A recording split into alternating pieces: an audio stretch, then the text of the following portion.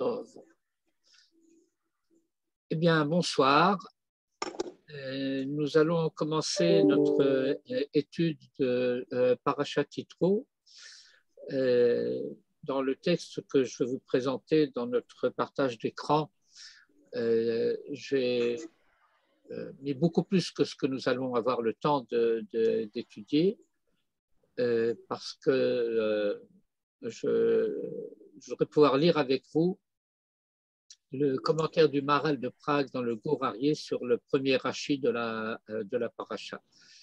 Mais avant cela, nous allons quand même passer en revue très rapidement le début de la paracha dans son intégralité, jusque et y compris la rencontre entre Yitro et Moshe Rabbeinu, dont nous allons pouvoir dire quelques mots. Alors, je passe immédiatement en mode de partage d'écran et nous allons lire ces versets ensemble. Et bien entendu, je vais dédier notre étude à la guérison de mon épouse Chayarut Bat Dina Tichye. Donc nous sommes au chapitre 18 du Sefer Shemot et nous lisons. Vayishma Yitro Chohen Midian Choten Moshe et Kol Asher Asa Elohim le Moshe ou le Israël Amo qui Hotzi Hashem et Israël Mimitzraïm. Je lis d'abord et je reprendrai ensuite pour faire quelques remarques d'explication. ויקח יתרו חותן משה את ציפורה אשת משה אחר שילוהיה ואת שני בניה אשר שם האחד גרשון כי אמר גר הייתי בארץ נוכריה ושם האחד אליעזר כי אלוהי אבי בעזרי ויצילני מחרב פרעה. ויבוא יתרו חותן משה ובניו ואשתו אל משה אל המדבר אשר הוא חונה שם הר האלוהים.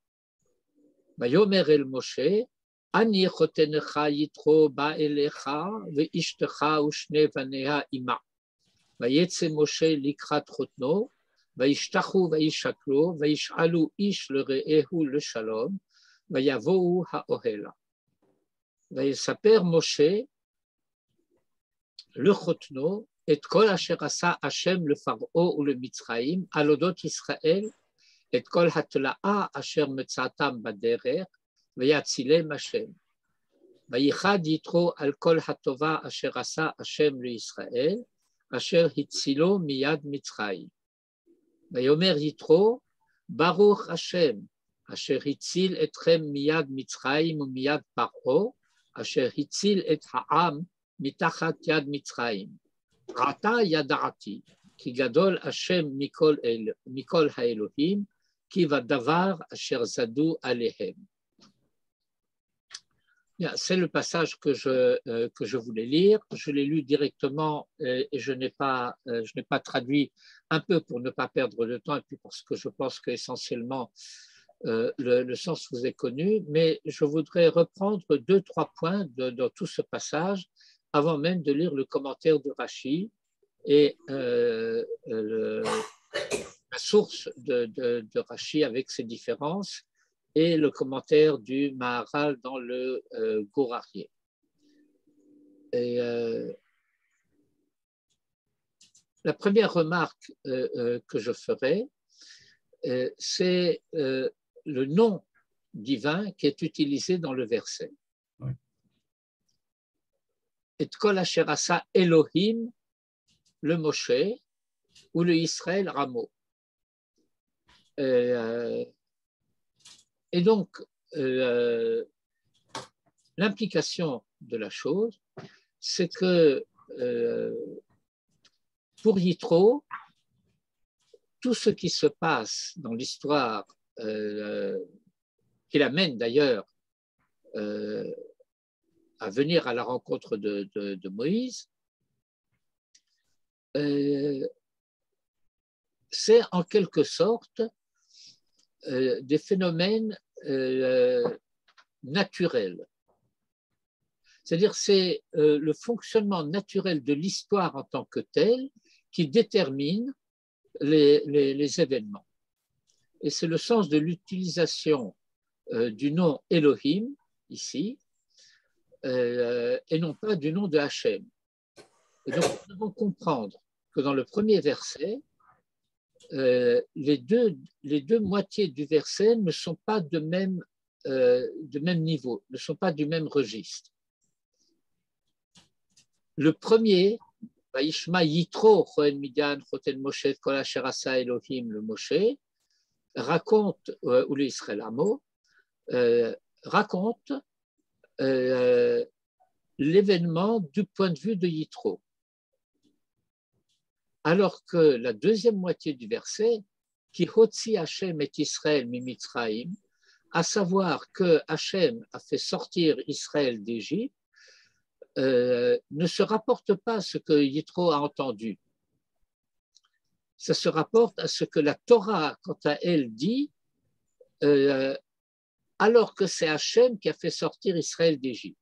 Il y a un contraste entre le point de vue, mais si vous voulez, plus que le point de vue, la conscience que Yitro a des événements et de ce que la Torah enseigne au sujet de ces événements. Hachem et non Elohim, la sortie d'Égypte et non ce que Yitro a entendu. Et effectivement, comme nous le verrons tout de suite dans le commentaire de Rashi, qui diffère de la source qu'il cite, qui est dans le traité de Zvachim, dans le Talmud, le Talmud va s'interroger. C'est quoi tout ce que Elohim a fait? Vaishma Yitro Kohen Midian Choten Moshe et Kol Asher. C'est quoi ce Kol Asher? Alors le Talmud va dire, c'est Matan Torah, c'est la traversée de la mer Rouge, c'est la guerre avec Amalek, c'est la bataille contre Amalek. Ce que vous notez immédiatement, c'est ce que le Talmud ne cite pas parmi les événements entendus par Yitro. Il n'y a pas la sortie d'Égypte. Bien entendu, tous ces événements, Matan Torah, la guerre d'Amalek, la traversée de la mer Rouge, sont corollaires à la sortie d'Égypte. Tu as un cours maintenant? Oui. Tu peux regarder 2 minutes tes pantalons, là? Tu peux faire ce que tu veux. Mais tu as un cours. On peut continuer? Et donc, lorsque la Torah nous dit « Ki hotzi Hashem et Israël miad Mitzraïm », ce n'est pas ce que Yitro a entendu, ce n'est pas à cela que Yitro fait référence concernant sa venue. Et donc, nous devons bien comprendre encore une fois que c'est la Torah qui parle. Alors que Hashem a fait sortir Israël d'Égypte, ce que Yitro retient, c'est ce que Elohim a fait. La deuxième remarque que je souhaite faire, c'est que nous sommes habitués à entendre l'expression Israël Amo que se référant à Israël Amo shel Hashem. Israël en tant que peuple de Dieu. Mais ce n'est pas du tout ce que le verset nous dit. Dans la conscience de Yitro, dans la conception de Yitro, dans la manière dont Yitro considère les événements, Israël, c'est Amo shel Moshe. Ah, Ah, ouais. bien. Parce que dans la conception de Yitro, jusqu'à présent en tout cas, ça n'a pas de sens, le peuple de Dieu.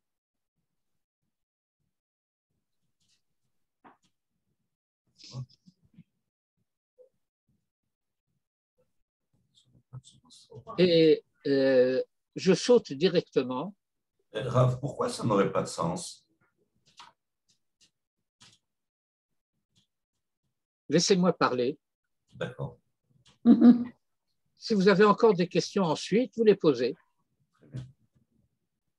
Si c'est j'ai dit il y a quelques instants, je vais quand même reprendre ce point-là. Vous n'étiez peut-être pas avec nous à ce moment-là, je ne sais pas. Il mangeait sa soupe. Non, j'ai commencé après la soupe. Et kol asher asa Elohim Moshe, ce qui signifie que pour Yitro, il y a un fonctionnement naturel de l'histoire en tant que tel qui provoque, qui conduit aux événements. Dans l'histoire naturelle, la notion de peuple de Dieu n'a aucun sens.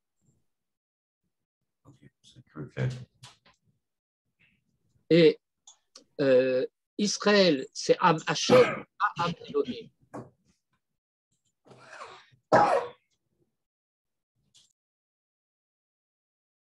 Et je voudrais mettre en parallèle, par conséquent, ce premier verset. Vaishma Yitro Choen Midian Choten Moshe et Kol Asher Asa Elohim le Moshe ou l'Israël Amo, avec quelques versets plus loin, verset 8, Vayesaper Moshe le Chotno et Kol Asher Asa Hashem le Pharaon ou le Mitzraïm, Alodot Israël. Et kol hatela'a asher metzatam baderech vayatzilem Hashem. Si ce qui amène Yitro,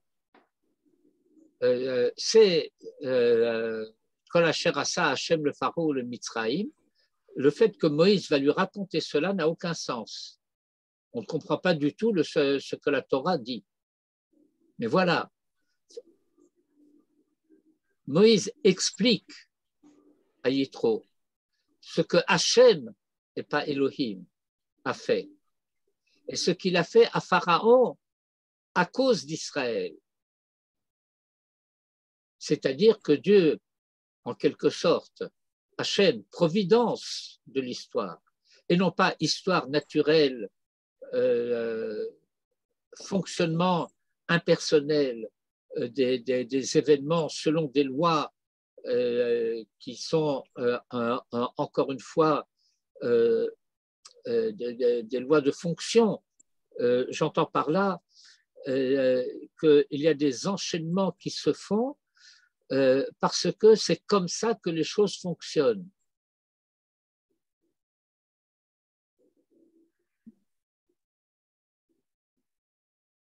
La Torah n'est pas hégélienne.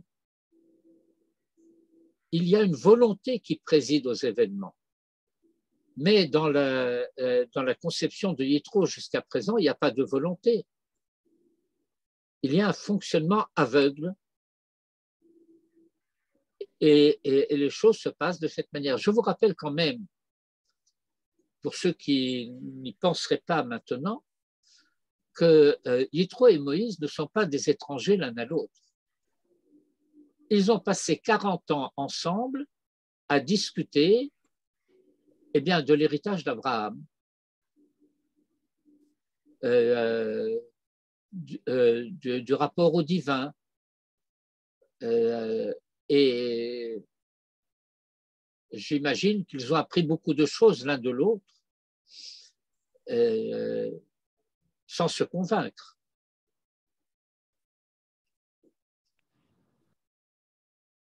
Moïse est retourné en Égypte. Sur le chemin de l'Égypte, il rencontre Aaron qui lui demande qui sont ces gens avec toi, Tzipora et les 2 enfants. Moïse lui dit c'est ma femme et mes 2 fils. Mais tu es devenu fou, lui dit Aaron. Okay?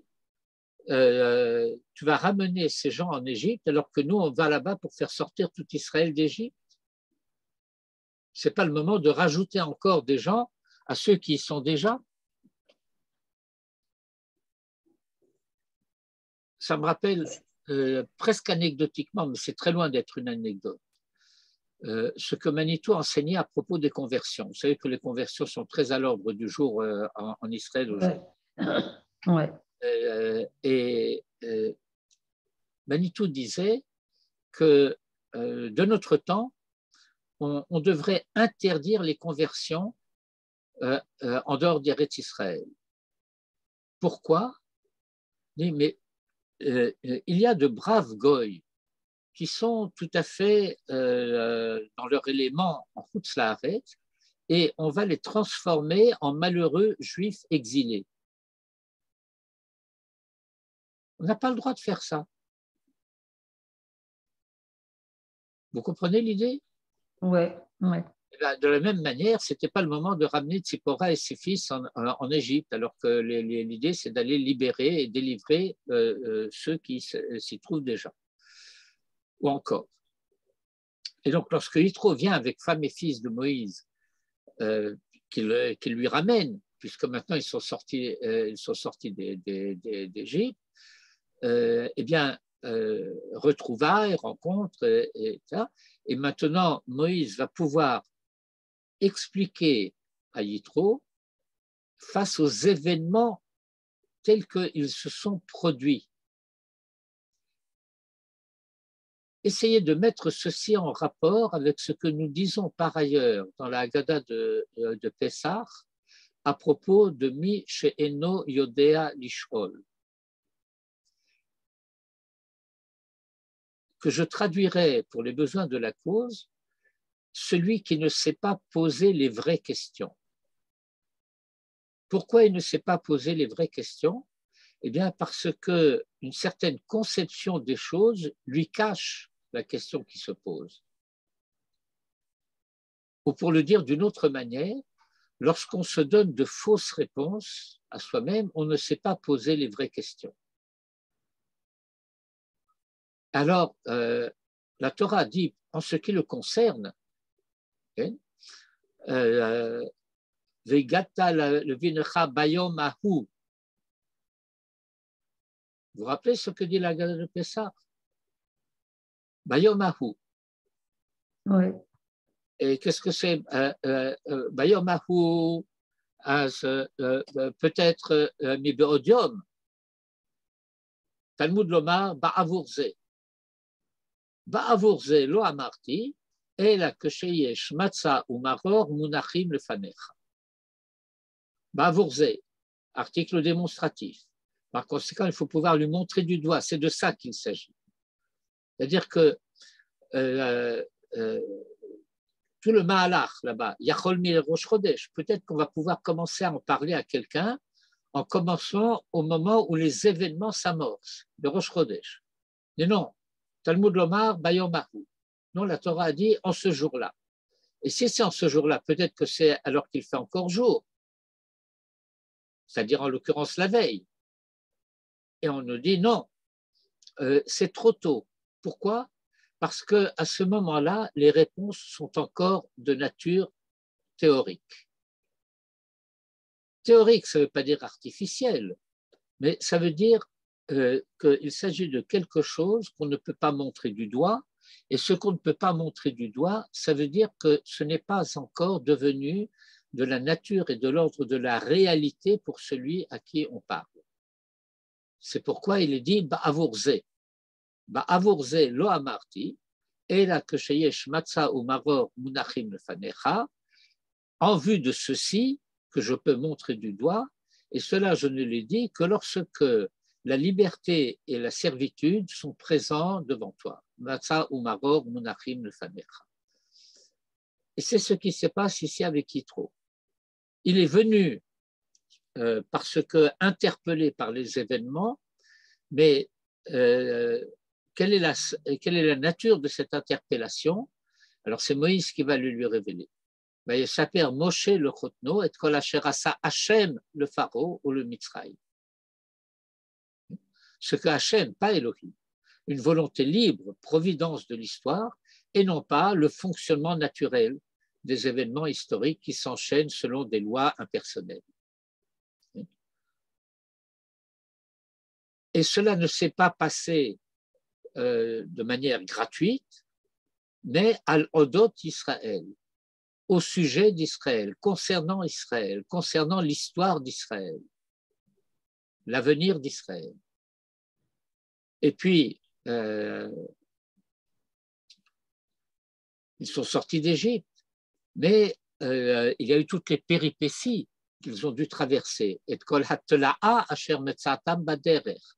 Pharaon les a poursuivis, et donc un éclairage sur les événements qui permet ensuite à Yitro de comprendre le sens des deux mots de la fin du verset, Vayatzilem Hashem, et Dieu les a sauvés.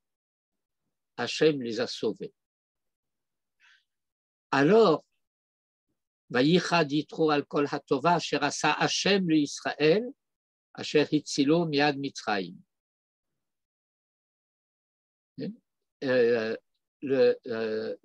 Vayichad, littéralement, c'est la réjouissance. Vayichad Yitro al kol hatova asher asa Hashem le Israël, asher hitzilo miad Mitzrayim. Et Rashi, citant un midrash à ce sujet, dit c'est une joie mêlée d'effroi, parce que le salut d'Israël, ça a quand même coûté cher à l'Égypte. Et Yitro est sensible à cela. La joie pour Israël l'emporte sur l'effroi, mais l'effroi est présent. Al kol hatova asher asa Hashem le Yisraël, asher hitzilo miad Mitzrayim. Et donc, Yitro va être le premier à être capable de dire Baruch Hashem. Vayomer Yitro, Baruch Hashem, asher hitzil etrem miad Mitzrayim miad Paro, asher hitzil et ha'am mitachat yad Mitzrayim. Et le verset 11 qui conclut ce passage, Ata yadati ki gadol Hashem mikol ha'elohim, correction de ce qui est dit dans le premier verset. Maintenant, je sais. Jusqu'à présent, je ne savais pas. Mais maintenant, je sais qui gadol Hashem mikol ha'elohim, que la dimension de Hashem est supérieure à toute dimension liée à Elohim, qui badavar asher zadu alehem, ce qui veut dire dans la manière dont la justice divine agit mida keneged mida.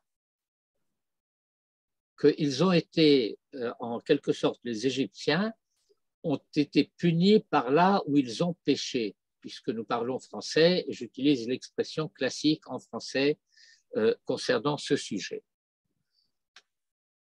Et à moins que vous n'ayez des questions sur cette partie de notre étude, je passe directement aux commentaires de Rashi et au passage du Talmud. Pas de questions? Alors on avance. Non. Vaishma Yitro. Ma shemua shama uva. Ma shemua, quelle nouvelle et quel écho des événements est parvenu jusqu'à Yitro. Ma shemua shama, qu'est-ce qu'il a entendu? Uva, qui a déterminé sa venue. Réponse, Kriyat Yamsouf ou Milchemet Amalek. Kriyat Yamsouf ou Milchemet Amalek,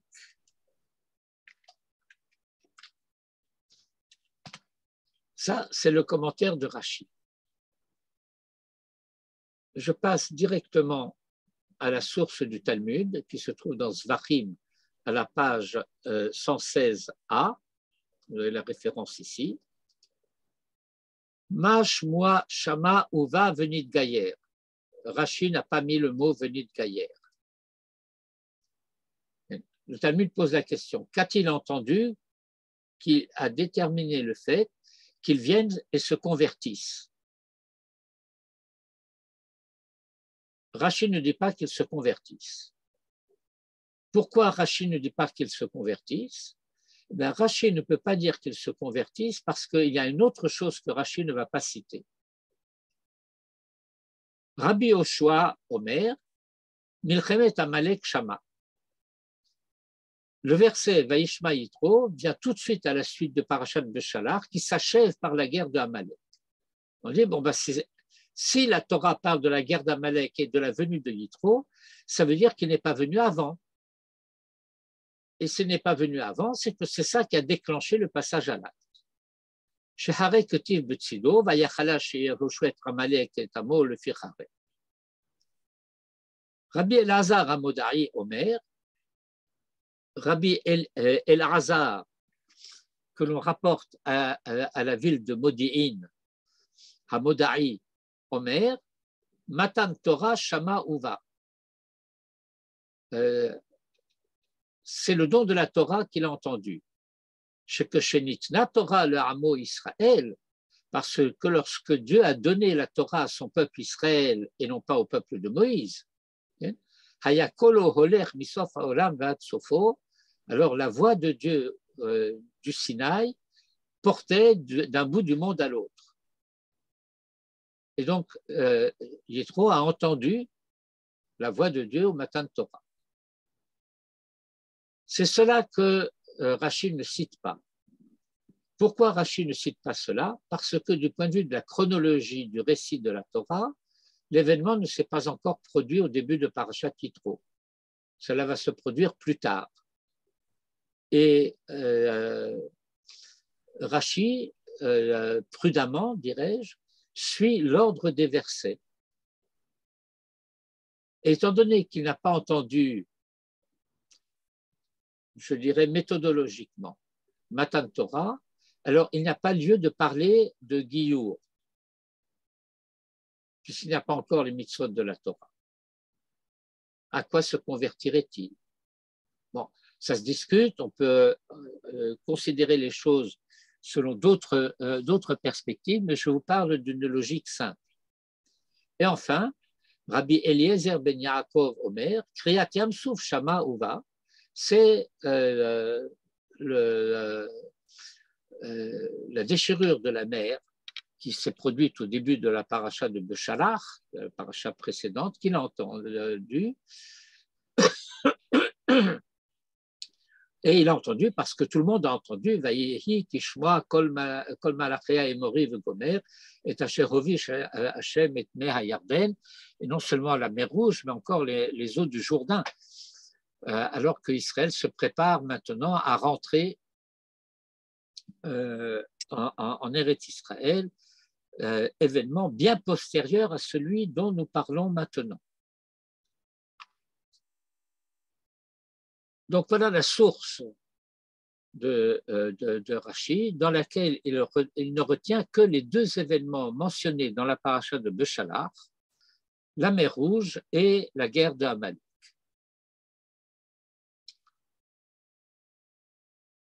Et nous avons là un commentaire assez long du Maharal. Je ne sais pas combien nous allons avoir la possibilité d'en lire, mais nous allons avancer, comme on dit, à notre rythme, doucement, doucement.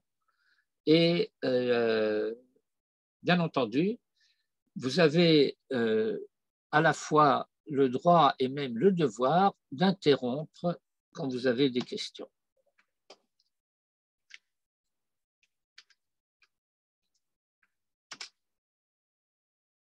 Mashmoa Shama Vechule.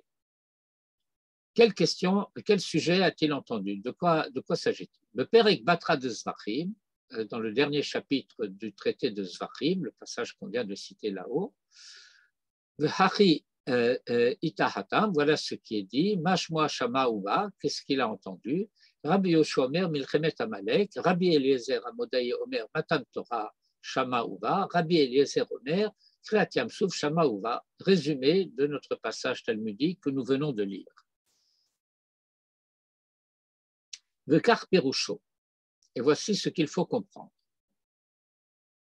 De En le Faresh Vaishma Yitro Kol Asher Israël. Vous vous rappelez le début du verset? Le début du verset, il dit Vaishma Yitro Choel Midian Choten Moshe Kol Asher Asa Elohim le Moshe ou le Israël. Alors ce Kol Asher Asa, c'est une tournure un peu emphatique. On ne peut pas comprendre cela littéralement. Comme Moshe Katou Bakra. De En Svara Lomar, Sheba Yitro le Hid Gayer, Aliode Shmea Kol Hanissim, Sheshama Bam. On ne peut pas dire que Yitro serait venu se convertir à cause de tous les miracles dont il a entendu l'écho. Parce que s'il en était ainsi, de Imken Lama Ba Arshav le Hid Gayer, Veloba Kodem Zeharbe, pourquoi n'est-il pas venu beaucoup plus tôt? Shehare Hanissim Hayub Mitzrayim, Shanat Mima. Parce que les miracles dont on parle, tout ce que Dieu a fait Ça a pris 1 an, les plaies d'Égypte. Il y a différentes versions à ce sujet. Une version qui dit que chaque plaie a duré 1 semaine, et donc il y a eu 10 plaies, donc ça fait 7 semaines. Et puis il y a le temps intermédiaire, il y en a qui disent 6 mois, il y en a qui disent… Bon, en tout cas, le thème courant, c'est dans le traité de Edouyot au chapitre 2, Mishnah 10, qui dit que le jugement de l'Égypte a été d'une durée d'1 année entière. Okay. Mishpat Mitzrayim Shanat Mima. Veimken, Lama Ba'arshav. Et par conséquent, pourquoi ne serait-ce que maintenant qu'il est venu? Il n'y a pas non plus lieu de dire qu'il aurait tout entendu d'un seul coup.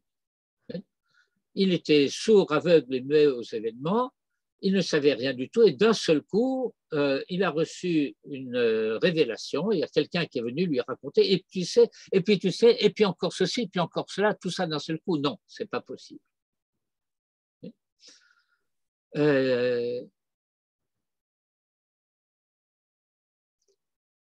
Et le Maharal utilise ici un argument un petit peu délicat, un petit peu difficile, une logique un peu particulière. Sheimlo hayaba bishvil echad, lama ba bishvil shnaim. Et ce n'est pas venu pour l'un d'entre eux, pourquoi serait-il venu pour 2? Bon, tous les événements ensemble peuvent déclencher un passage à l'acte. Mais étant donné que dans le Talmud, il y a 3 avis, ça ne veut pas dire que ces avis soient nécessairement ni contradictoires, ni exclusifs. Mais la question qui se pose, c'est pour chacun des maîtres du Talmud en question, Rabbi Yehoshua d'une part, Rabbi Elazar d'autre part, Rabbi Eliezer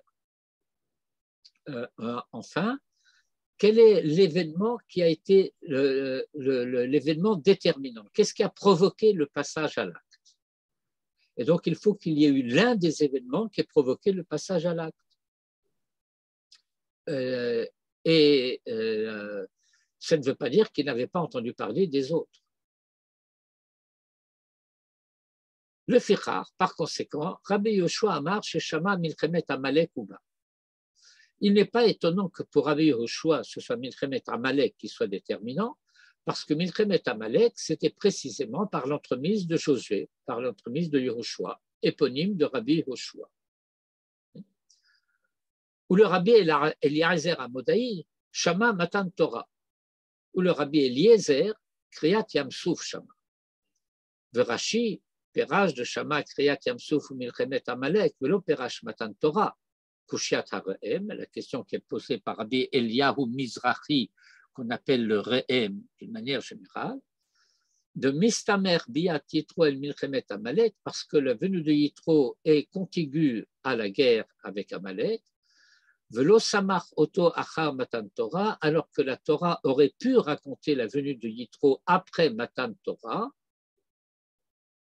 de la même manière que dans la suite du récit, nous allons assister à un événement qui n'a pu avoir lieu qu'après Matan Torah, mais qui est raconté avant Matan Torah. Le fait que Moïse est assis et le peuple vient interroger Moïse et Yitro va lui donner le fameux conseil que nous savons.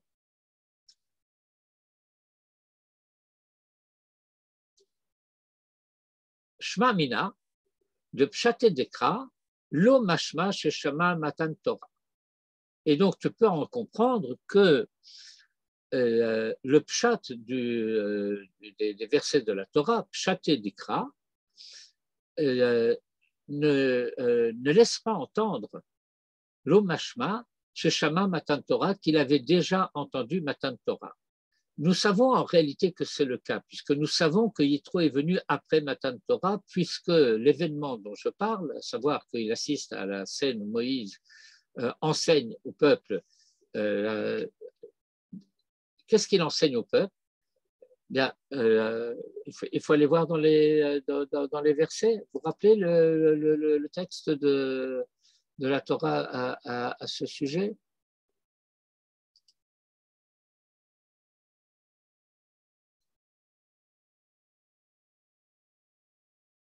Les lois, les jugements. Oui, oui.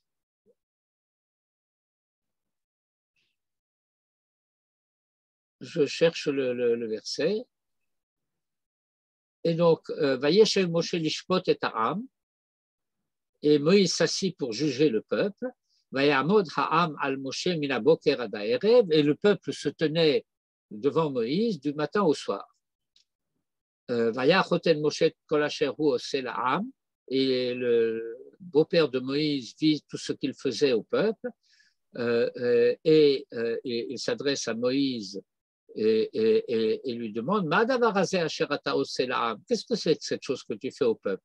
Madoua ata yoshev levadecha v'chol ha'am nitzav alecha min haboker ad ha'erev vayomer Moshe lochutno ki yavo elai ha'am lidrosh Elohim ki yeh lahem davar ba elai v'shafati ben ish uven re'ehu v'odati et chukei Elohim ve'torotav. Et donc tout cela ne peut avoir lieu qu'après Matan Torah. Et donc, nous savons du pshat de la Torah que ce dont il est question ici ne peut avoir eu lieu que d'après Matan Torah. Mais ce n'est pas le pshat du texte. Au moment de Vayishva Yitro Kohen Midian, cela on ne le sait pas encore.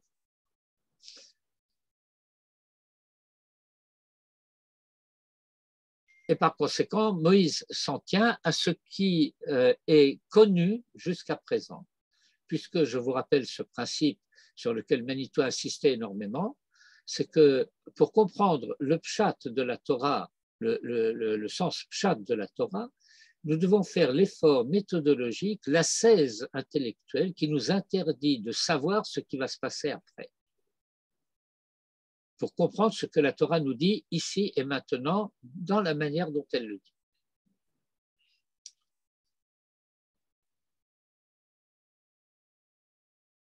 Et c'est la raison pour laquelle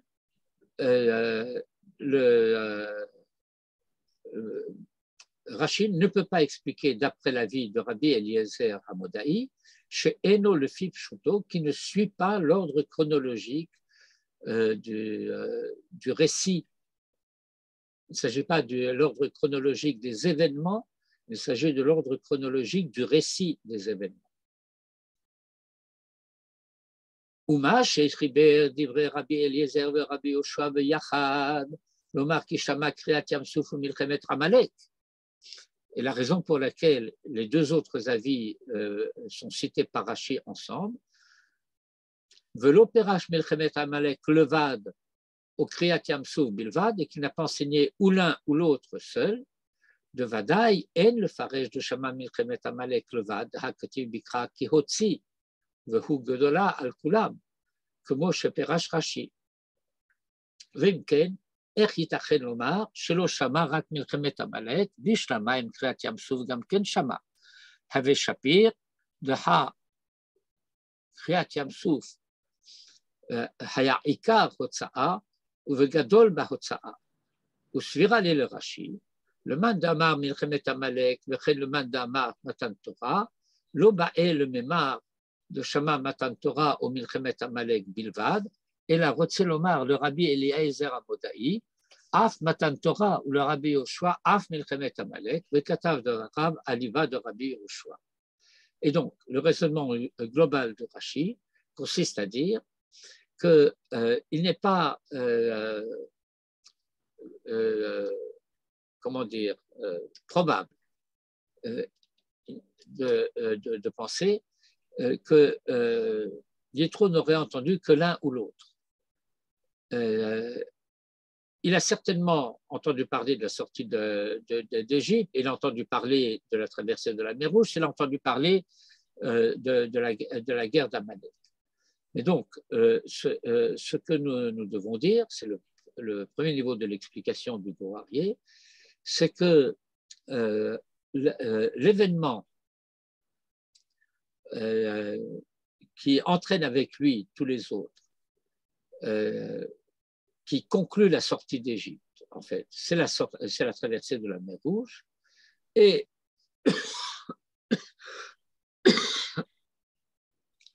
en corollaire de cela, nous allons avoir les autres avis du Talmud, que Rashi ne cite pas, celui de Rabbi Elazar Amodaï concernant Matan Torah, et l'autre que Rashi cite, qui est la guerre d'Amalek. Mais ça ne résout pas tous les problèmes. Et c'est une idée que maintenant, malgré tout, c'est difficile. Pourquoi pour ces deux-là? Pourquoi, par exemple, la manne ne serait pas un événement déterminant que Rashi ne cite pas du tout, ou les différents miracles particuliers d'Égypte, les plaies dont il est dit Etzba Elohim hi, voilà, c'est le doigt de Dieu. Bechol makot shahayu b'Mitzrayim, le fish hem makot pratim, lo nilka rak Mitzrayim bilvad.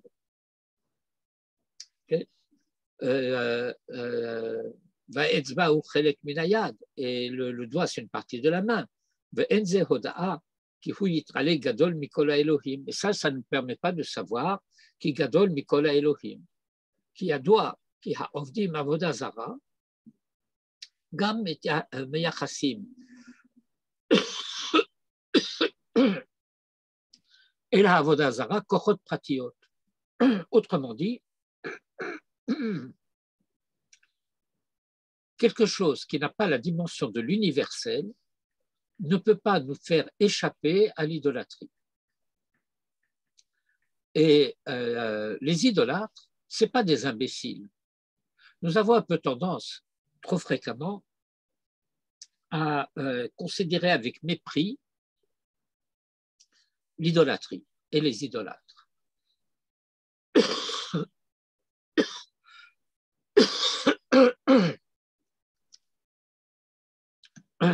Pardon. Les prophètes s'en moquent parfois, avec juste raison. Mais il n'en reste pas moins que l'idolâtrie, c'est très sérieux. L'idolâtre reconnaît un certain nombre de forces actives dans le monde et si l'on privilégie certaines, parce qu'il appartient à une société ou à une culture pour qui cette force particulière a un sens spécifique, ben, il n'en reste pas moins que l'attribution de force aux divinités qu'on appelle les idoles, cela correspond à une réalité. Et donc attribuer des forces du même genre, des pouvoirs du même genre au Dieu unique, ça ne le rend pas encore unique. Autrement dit, il y a un risque d'attitude idolâtre à l'égard du vrai Dieu ou du Dieu vrai. Nous avons un thème que nous découvrirons plus tard au moment de la faute du veau d'or et au moment où Moïse a brisé les tables de la loi, au nom d'un raisonnement qui consiste à dire que ceux qui ont adoré le veau risquent d'adorer les tables. Et ce n'est pas parce que les tables sont authentiques que l'adoration des tables n'est pas idolâtre. Donc il faut être très vigilant à cet égard. Autrement dit, ce n'est que dans la mesure où la dimension, non pas du particulier, de force spécifique particulière, mais de quelque chose qui est de l'ordre du général et de l'universel, que la divinité, si j'ose dire, du vrai Dieu peut être reconnue dans sa dimension authentique. Qui a doit kaodim avoda zara, parce qu'on sait que ceux qui se livrent à un culte idolâtre, gam meyachassim, attribuent à leur idole Meyachassim el ha'avoda zara, kochot pratiot, des forces particulières. Chez Memouné al-Ha'esh, celui-ci est responsable du feu, Vezé al-Hamaim, celui-là de l'eau, Vezé al-Davar, celui-ci associé, celui-ci à cela. Ve'en achat shomrim aleha shehi klalit, il n'y en a aucune dont on puisse dire qu'elle est globale, générale, universelle. La reine, et c'est pourquoi B'makot pratiot shehayu b'Mitzrayim, lo garam she'avo yitro le hakir ki hu yitbarach gadol mikol ha'elohim. Elle ne pouvait pas reconnaître la grandeur de Dieu plus que n'importe laquelle des autres idoles qu'il connaissait déjà. Je vous rappelle ce passage du Talmud qui se situe à la fin historique de la rédaction du Talmud, puisqu'il s'agit de Rav Ashi. Rav Ashi est considéré comme étant celui qui a fait pour la Gemara ce que Rabbi Yehuda Hanassi a fait pour la Mishnah. Il a collationné tous les enseignements, il a tout mis et il a mis entre nos mains le Talmud. Ça se situe à la fin du VIe siècle. Et le Talmud, donc Rav Ashi lui-même, raconte que Rav Ashi donnait un cours de Bible à ses élèves. Nous sommes au VIe siècle de l'ère actuelle.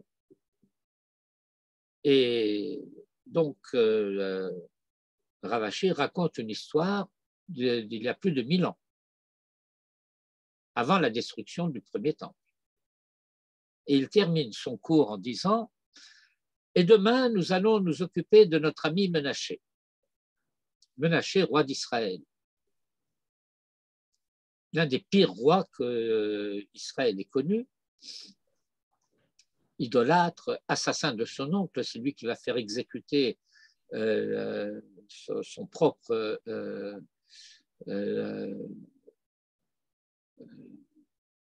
c'était quasiment son grand-père, et qui est le prophète Isaïe, puisque Menaché est le fils de la fille de Rabbi, il est le fils de la fille du prophète Isaïe et du roi Hiskiyahu. Et il va faire mettre à mort le prophète Isaïe, c'est-à-dire son grand-père. Un homme épouvantable. Et Rav Ashi termine son cours en disant « Demain, nous allons nous occuper de notre ami Menaché ». Dans la nuit, Menaché vient lui rendre visite en rêve et lui dit « Ni ton ami, ni l'ami de ton père, comment tu oses me parler, moi, roi d'Israël, avec ce manque de respect ?» Et dans le rêve, une conversation s'engage entre Rav Ashi et le roi Menaché. Et le roi Menaché lui dit « Je vais te poser une question de halakha. Quand on fait le motzi, à quel endroit doit-on couper le pain ?» Et Rav Ashi dit « J'en sais rien, n'importe où. Là, etc. » Et Menaché lui dit « Non, il faut couper le pain à l'endroit où il est le mieux cuit parce que c'est le signe de l'unité. » Révélation exceptionnelle. Rav Ashi demande à Menaché « Mais si vous possédiez une telle chokhma de compréhension du sens de la Torah, de la halakha, etc., comment se fait-il que vous ayez pu être idolâtre ?» Et Menaché lui répond « Tu ne sais pas de quoi tu parles. Si tu avais vécu de notre temps, tu aurais soulevé les pans de ta tunique pour courir plus vite à la suite de l'idole. » Le lendemain, Rav Ashi commence son cours en disant « Et nous allons maintenant parler de notre maître Menaché. »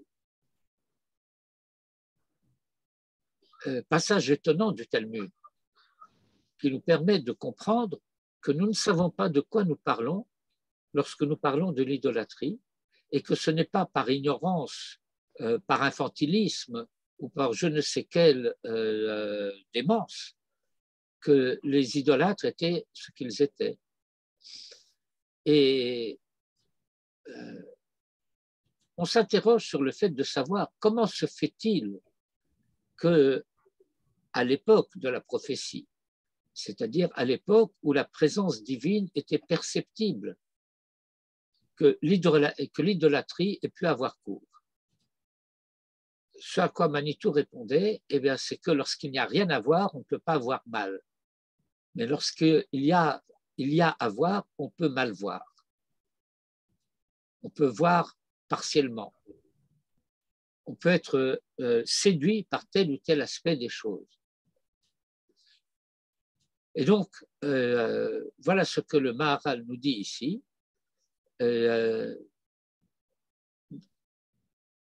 miracles, parce que chaque miracle est ponctuel, chaque miracle concerne une force, un événement, un aspect particulier des choses, il est insuffisant pour être révélateur de la vraie dimension de celui qui est Dieu.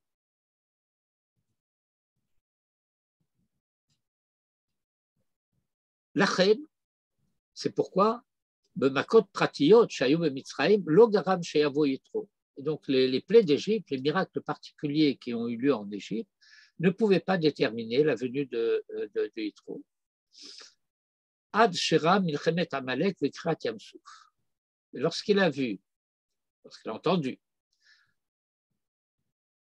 la déchirure de la mer et la guerre d'Amalek, là, ce sont des événements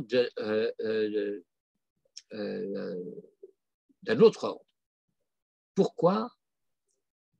Parce que la guerre d'Amalek, qui s'est déroulée sur terre avec Josué, en fait, Yitro est suffisamment grand pour être conscient du fait que c'est dans le ciel que ça se passe. Shemilchemet Amalek Hayam Hashamayim. Le Hamid Achama le Vatel Ma'arechet Hashamayim Shahayu Ha'amalekim Mechashvim. Parce que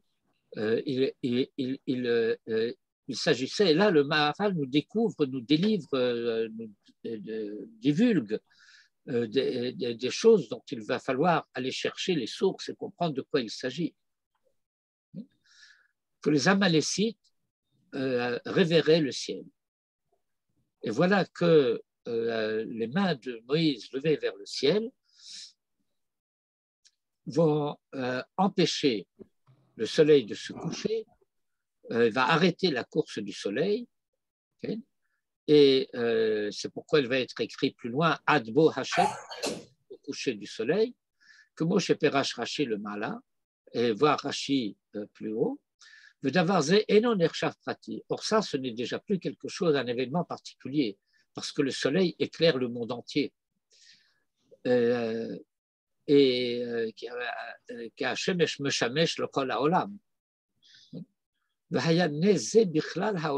par conséquent, c'était le monde entier qui était mis en jeu, à la fois par cette guerre et par l'arrêt du soleil, dont nous savons maintenant que ce n'est pas quelque chose qui ne s'est produit que plus tard dans la guerre en Eretz Israël, mais que déjà avec Amalek, nous rencontrons ce phénomène. Et de même, la déchirure de la mer,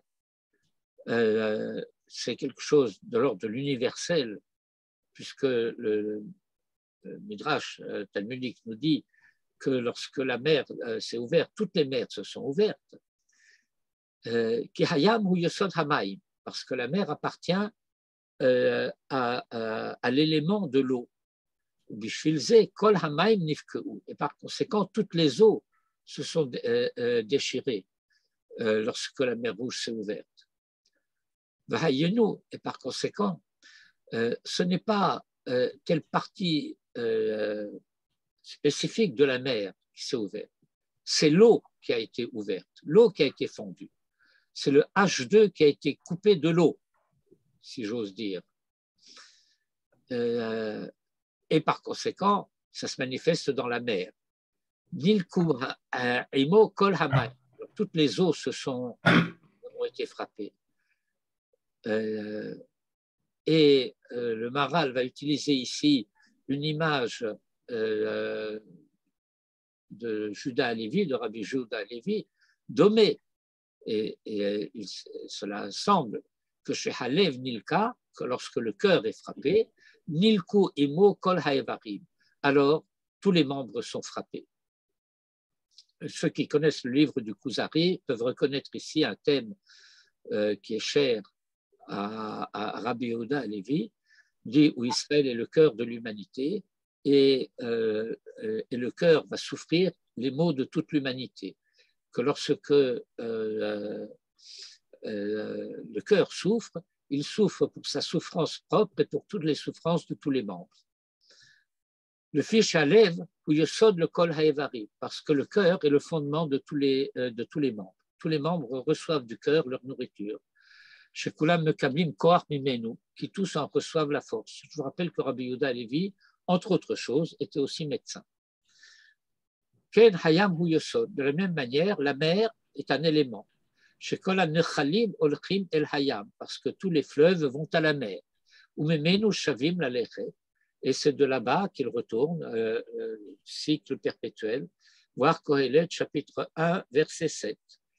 Que chez Nilka Hayam, Nilko Imo Kolamaim, et lorsque la mer est frappée, toutes les eaux sont frappées avec lui, ou avec elle. Que Moshe Nidba'er, de Parashat Beshalach, comme cela a été expliqué dans la Parashat de Beshalach, Ayen Sham Etzel Vayiv Kehu, et voilà là-bas, sur le verset, chapitre 14, verset 27, dans le commentaire du Mar. Le Raya Lazé, et la preuve en est, chez Elushenissim Lohayu Pratim, ces deux miracles, la mer Rouge et Amalek, n'étaient pas des miracles particuliers, chez Hare Lotimtsa Yoter Mishemesh Achad Baolam, parce que tu ne trouves pas plus d'un seul soleil dans le monde. À l'échelle de l'univers, ce n'est pas vrai. À l'échelle de chaque galaxie, c'est vrai. Velotim Tsayoter Miyam Echad Baolam, et d'une mer, mais même si tu Allô? mer, elle, Allô? Allô? alors, qu'est-ce qui se passe? En réalité, il y a une mer et elle baigne toutes les terres. Et ce n'est pas parce que, selon la mer va s'appeler la mer ceci ou la mer cela, la mer Égée et la mer Tyrrhénienne font partie de la mer Méditerranée. Et ce n'est pas parce qu'elles sont associées à telle ou telle région qu'elles cessent d'être une partie de la mer. Yann, ça va? J'ai des concurrences déloyales.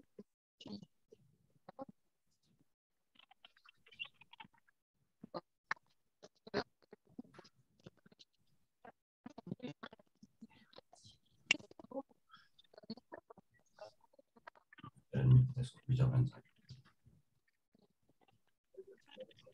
Il y a une heure qui part. Car tu ne trouveras pas plus d'un seul soleil dans le monde. Mais tu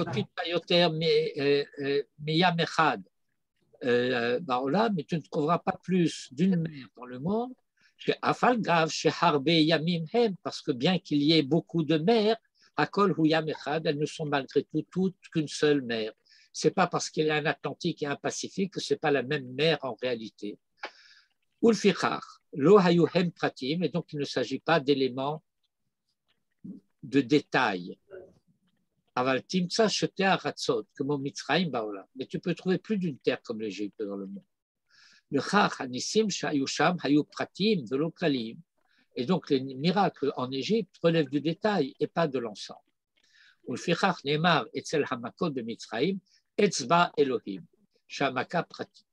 c'est la raison pour laquelle en Égypte, il va être question du doigt de Dieu.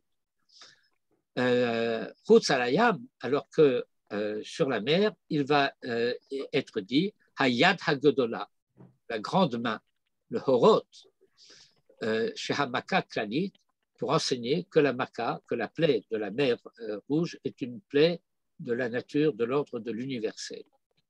Ou le Olam, et dans tous les cas, Kacher Haya, Davar, Hamouké, Davar, Prati, lorsque ce qui est frappé est de l'ordre du détail, comme au Mitzrayim, Shehu Prati, comme l'Égypte, qui est un détail. Hayamaka Bahem Bedvar Prati. Alors elle était frappée par une chose particulière. Shehu Etzba, qui est le doigt, les sauterelles, les lions, ceci, cela, la grêle, des éléments particuliers. Le Kacher Amouké, d'avoir Klali. Mais lorsque ce qui est frappé est de l'ordre global, du général, de l'universel, Haya Make Bahem Bedavar Haya Make Bahem Bedavar Klali ou Hayad. Alors, ce qui est de l'ordre du global, du général, de l'universel, est frappé aussi par quelque chose qui est de l'ordre du général, du global. La main par rapport au doigt. Rappelez-vous la Haggadah de Pessah, avec les décomptes particuliers qui vont calculer de combien de plaies l'Égypte a été frappée en Égypte et combien de plaies ont eu cours sur. Où en êtes-vous? Est-ce que vous avez encore des forces? On continue ou on doit s'arrêter là? Si j'en juge par votre silence, vous êtes épuisé. Pas moi, mais j'ai pris des vacances.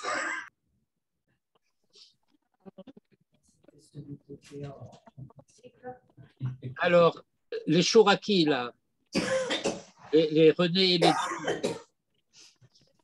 Qu'en dites-vous? On arrête ou on continue?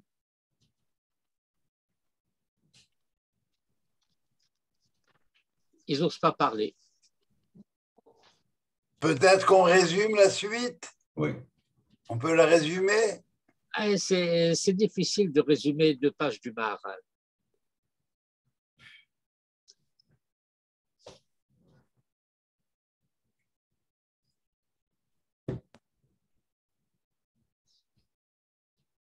Bien, le Maharal va discuter un peu la question de savoir si il s'est produit un événement comme celui de la mer, alors pourquoi est-il besoin de faire référence à Amalek? Bon, je vais essayer d'expliquer les choses, même si ce n'est pas un résumé en tant que tel de ce que le Maharal dit, pour expliquer le rapport entre la mer et les plaies d'Égypte.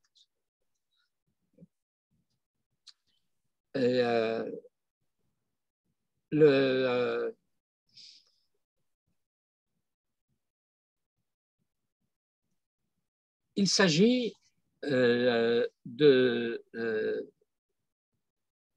de démontrer, ni de prouver, mais de rendre perceptible à l'expérience à la fois spirituelle et intellectuelle la présence divine. Et donc, il s'agissait au passage de la mer Rouge de rendre perceptible ceci, que rien ne peut résister à la volonté divine. Mais qu'est-ce que cela veut dire que rien ne peut résister à la volonté divine? Alors, je vous rappelle un commentaire de Rashi sur un verset de la paracha de Beshalach, sur le verset où Dieu dit à Moïse, Matitzak elai, que cries-tu vers moi? Daber el beni Israël, veïsaou, parle aux enfants d'Israël et qu'ils avancent.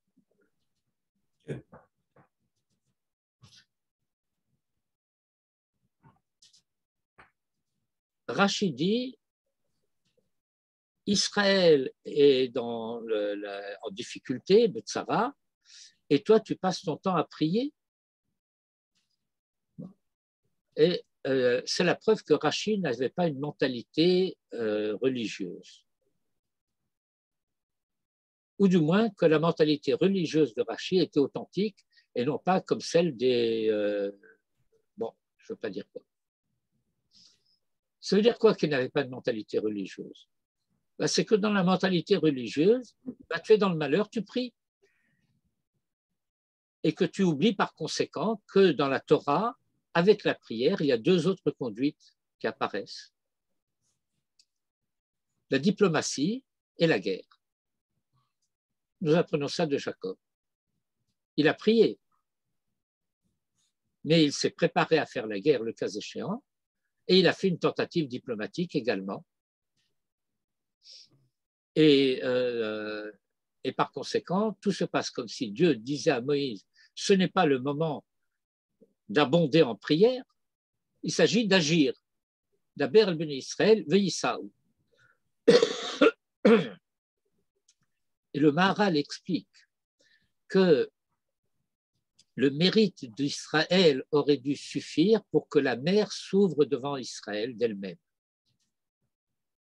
C'est-à-dire le fait que la mer s'ouvre devant Israël, ce n'est pas a priori de la nature d'un miracle exceptionnel de nature divine, c'est le fait que lorsque l'homme agit dans la perspective de réaliser le projet de Dieu en créant le monde, alors aucune des forces particulières du monde ne peut se mettre en travers. Et de la même manière que l'ouverture de la mer Rouge vient indiquer que la volonté de Dieu domine la volonté des hommes et aussi des lois de la nature, puisqu'il est lui seul la source, l'origine et le maître de l'un et de l'autre. Mais voilà que, après l'ouverture de la mer, pourquoi est-il encore besoin de parler de la guerre avec Amalek? Eh bien, parce que, va expliquer le Maharal, la guerre d'Amalek est encore d'une autre nature, comme il l'a déjà fait entendre un petit peu plus haut.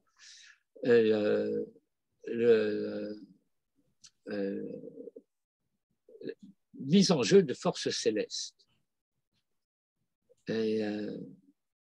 Amalek, de la même manière que Bilam, va être le prophète des nations. Amalek est la quintessence des nations.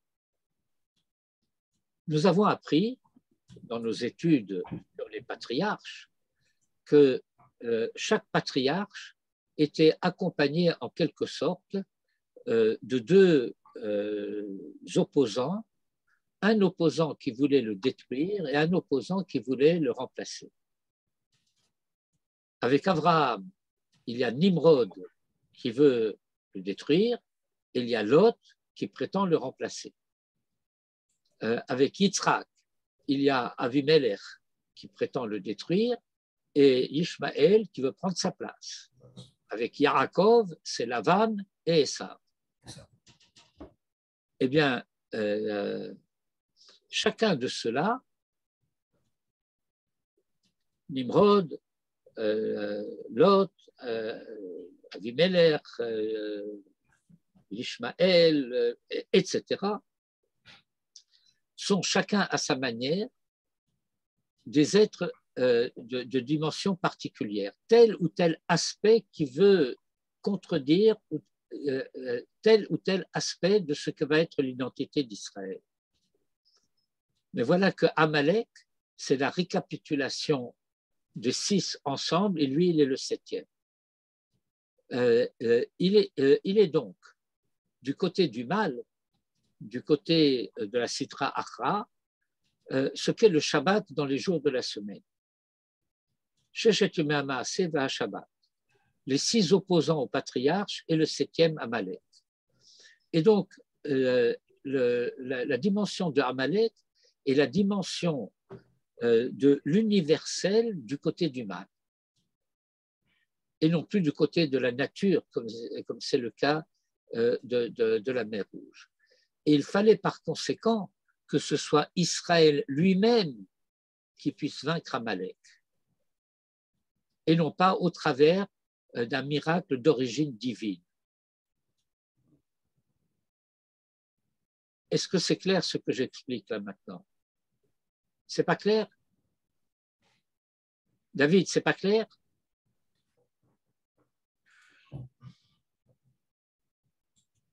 Et vous êtes en muet, hein?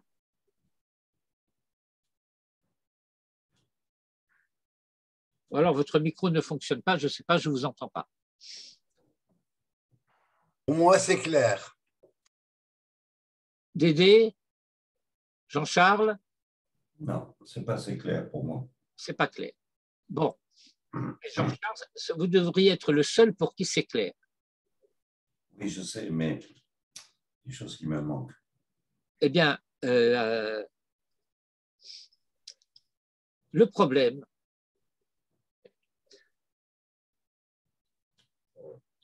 c'est ce qui nous fait défaut. Ce qui nous fait défaut, c'est la compréhension de la manière dont fonctionne la providence.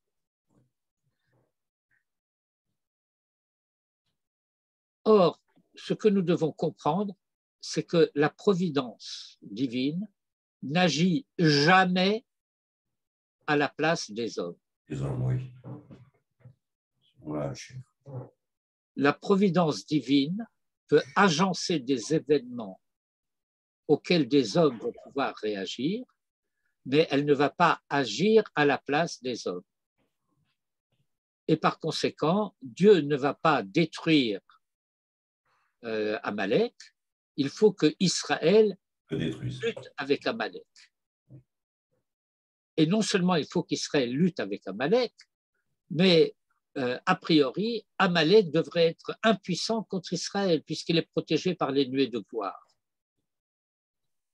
Et donc, on pourrait dire, eh ben, laisse-le s'épuiser, il ne peut rien. Nous sommes sous la protection des nuées de gloire et par conséquent, il va finir par se lasser. Eh bien, non, Moïse appelle Josué et lui dit, Tse ilachem ba'Amalek, sors, va guerroyer contre Amalek. D'où tu sors, tu es dans le désert. Eh bien, tu vas sortir de la protection des nuées de gloire, tu vas choisir des hommes et vous allez vous battre contre Amalek. Et la Torah nous enseigne que Josué a affaibli Amalek. Et le Midrash va être extrêmement sévère. Parce que le Midrash va dire, c'est à ce moment-là, au lieu de dire à Josué, va faire la guerre contre Amalek, Moïse l'avait fait lui-même, il aurait détruit Amalek, on en aurait fini avec lui. Mais il a préféré envoyer Josué, et lui, il est monté sur la colline, et il a levé les mains au ciel, Aaron et Hur lui soutenaient les mains alors que lui s'est assis sur la pierre.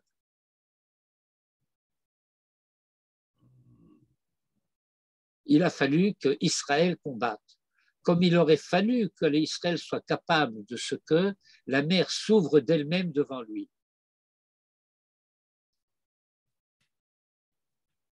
Autrement dit, le projet divin tel qu'il se formule pour la création du monde, lorsqu'il est pris en charge par l'homme, alors rien ne peut s'opposer à la volonté de l'homme qui est alors la volonté de Dieu lui-même. Donc, je m'arrête là, vous lirez là-dessus. Non, c'est beaucoup plus clair maintenant. Et Bezrat Hashem, nous nous retrouverons la semaine prochaine avec Parashat Mishpatim. Merci beaucoup, Rav. Merci beaucoup. Shabbat shalom et refoua shelema. Shabbat shalom. Shabbat shalom. Je voulais juste ajouter quelque chose. Yetziat Mitzrayim a été réalisé uniquement par Akadosh Baruch Hu. Kriyat Yam Souf a été réalisé par Akadosh Baruch Hu et par les Bnei Israël, puisque, comment il s'appelle, Ben Aminadav, il a sauté dans la mer et à ce moment-là, elle s'est ouverte. Oui. Et la guerre contre Amalek a été réalisée uniquement par les Bnei Israël. C'est-à-dire il y a une gradation d'implication des Bnei Israël dans leur devenir. Bien fait. Nachon? Nachon. Tov. Erev Erev Tov. Rav Tov, Toda Rabba. Erev Tov. Toda Rabba.